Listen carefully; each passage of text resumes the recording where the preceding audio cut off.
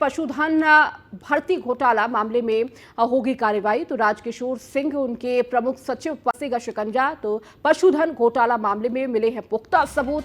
तत्कालीन प्रमुख सचिव रहे योगेश कुमार के खिलाफ भी सबूत। तो एसआईटी ने शासन को भेजा है पत्र, मांगी है अनुमति। योगेश कुमार के खिलाफ भी पुख्ता सबूत मिले हैं।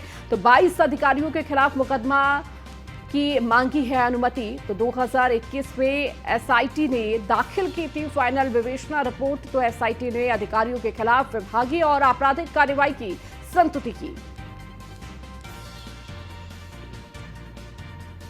तो पूरे मामले को लेकर पुख्ता सबूत मिले हैं। तो पशुधन भर्ती घोटाले मामले में होगी अब कार्रवाई। तो राजकिशोर सिंह उनके प्रमुख सचिव पर शिकंजा कसता हुआ नजर आ रहा है। पशुधन घोटाला मामले में मिले हैं पुख्ता सबूत। तो तत्कालीन प्रमुख सचिव रहे योगेश कुमार के खिलाफ भी सबूत मिले हैं। इसके हमारे साथ लगातार जुड़े हुए हैं। इसके पशुधन भर्ती घोटाले मामले को लेकर अब कार्रवाई भी तेज हो चुकी है। राजकिशोर सिंह उनके प्रमुख सचिव पर शिकंजा कसता हुआ नजर आ रहा है। बिल्कुल निश्चित तौर पर, क्योंकि अगर हम देखें तो उत्तर प्रदेश सरकार लगातार ऐसे भर्ती घोटालों को लेकर कार्रवाई करती रही है। और ये मामला 2013-14 का है, जब उत्तर प्रदेश में समाजवादी पार्टी की सरकार थी और राजकिशोर सिंह उस समय उत्तर प्रदेश में पशुधन मंत्री हुआ करते थे।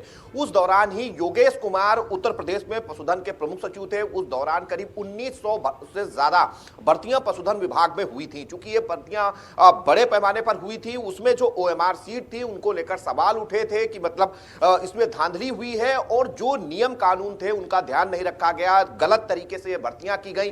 और कुछ लोगों को फायदा पहुंचाने के लिए, मतलब सीधे तौर पर जो अभ्यर्थी सफल हो रहे थे उनको रोककर जो ऐसे अभ्यर्थी थे जो विभिन्न पहुंच के जरिए आए थे उनको नियम विरुद्ध से तैनाती दी गई थी। हालांकि इस पूरे मामले को लेकर उत्तर प्रदेश सरकार 2017 में जब उत्तर प्रदेश में भारतीय जनता पार्टी की सरकार आई, उस दौरान इस पूरे मामले को लेकर एसआईटी को जांच दी गई। हालांकि पूरे मामले को लेकर एसआईटी जांच कर रही थी, जिसके बाद 2018 में एसआईटी ने अपनी पहली रिपोर्ट दी थी।